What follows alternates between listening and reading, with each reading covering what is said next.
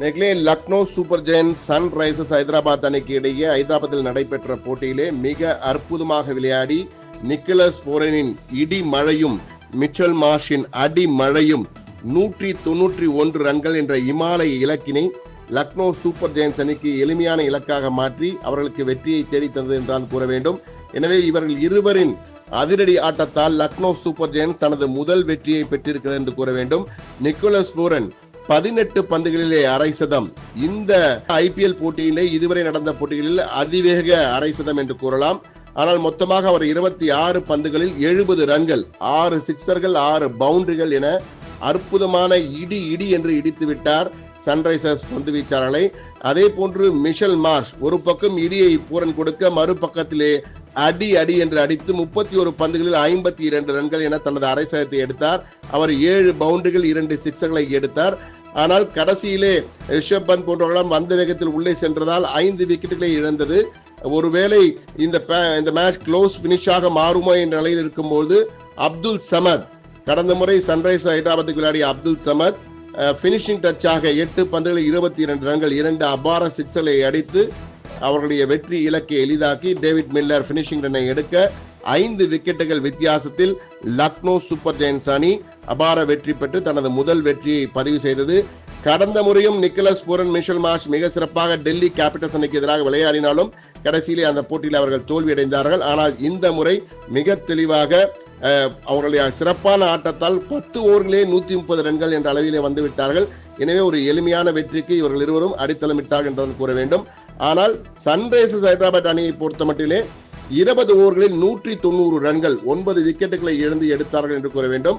அப்பொழுது அதற்கு காரணமாக இருந்தது டிராவிஸ் ஹெட் 28 பந்துகளில் 47 ரன்கள், 5 பவுண்டரிகள், 3 சிக்ஸர்களை எடுத்தார். ஆனால் நம்முடைய ஷர்துல் தாக்கூர், சென்னை சூப்பர் கிங்ஸ்க்கு ஒரு காலத்தில் விளையாடிய ஷர்துல் தாக்கூர், இந்த முறை ஏலத்தில் அவர் யாருமே எடுக்கவில்லை. ஒரு ரீப்ளேஸ்மெண்ட் பிளேயராக அவர் லக்னோ சூப்பர் ஜெயன்ட்ஸ் அணி எடுத்தது. அவர் அபாரமாக பந்து வீசி 4 விக்கெட்டுகளை வீழ்த்தினார். வெறும் 34 ரன்கள் 4 ஓவரில் கொடுத்து 4 விக்கெட்டுகளை வீழ்த்தினார்.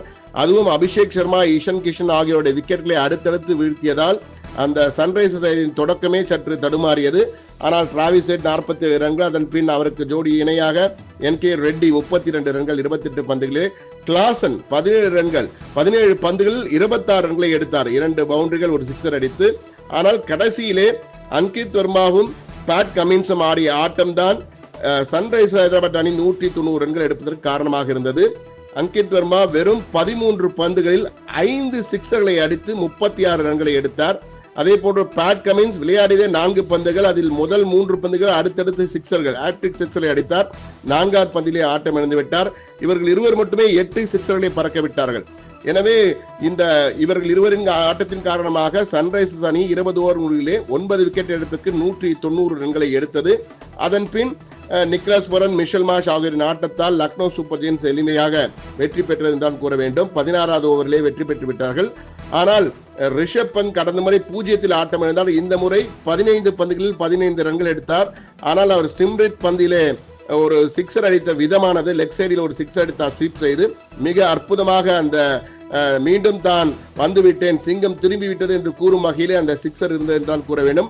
அதே போன்று மற்றொரு முக்கியமான அம்சம் இந்த போட்டியிலே பார்த்தீர்கள் என்றால் ஹர்ஷ் பட்டேல் டீப் மிட் விக்கெட்டிலிருந்து கிட்டத்தட்ட 31 மீட்டர் உள்பக்கம் ஓடி வந்து ஆயுஷ் பதோனியின் கேட்சை பிடித்த விதம், ஜாம்பா பதில் அவர் அடித்த கேட்சை பிடித்த விதம் மிக அற்புதமான ஒரு சிறந்த கேட்ச் என்று சொல்லும் வகையிலே அந்த கேட்ச் இருந்தது என்றால் கூற வேண்டும். எனவே ஷர்துல் தாக்கூரின் அபார பந்து வீச்சு, நிக்கலஸ் போரனின் இடி என ரன்களை இடித்த விதம், அதே போன்று மிஷல் மார்ஷ் அடி என அடித்த விதம் ஆகிய இவர்கள் மூவருடைய சிறப்பான அம்சங்களால் இன்று லக்னோ சூப்பர் ஜெயன்ட்ஸ் 5 விக்கெட்டுகள் வித்தியாசத்தில் அபார வெற்றி பெற்று தனது முதல் வெற்றியை பெற்றது.